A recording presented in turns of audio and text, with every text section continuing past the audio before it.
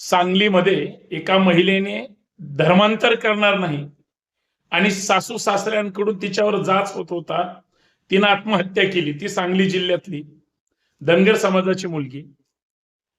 म्हणजे इकडं सर्वसामान्य कुटुंबातल्या लोकांचं धर्मांतर केलं जातंय आणि पडळकर त्याच जातीचं प्रतिनिधित्व म्हणून आमदारकी मिळवली.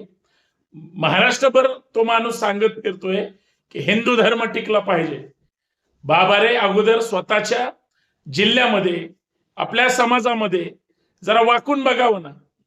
आपली लोक धर्मांतर करायला लागली, करायला लावतायत आणि तू काय शेंगा झोडत सगळीकडे फिरतोय, धर्मांध विष पेरत, धार्मिक विद्वेष पसरत. आणि आता मोर्चे काढले जात आहेत. म्हणजे हे जे दूध तप्पी भूमिका आहे ना, हे काही लोकांच्या समजून घेतल्या पाहिजेत. प्रत्येकाने अगोदर आपल्या आसपास काय होतंय ते बघावं आणि मग दुसऱ्याचं वाकून बघावं. खरंय की नाही मी काय म्हणतोय ते.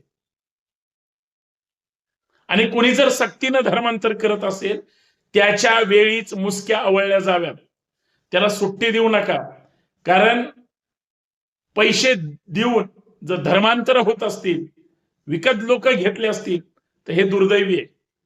जय शिवराय.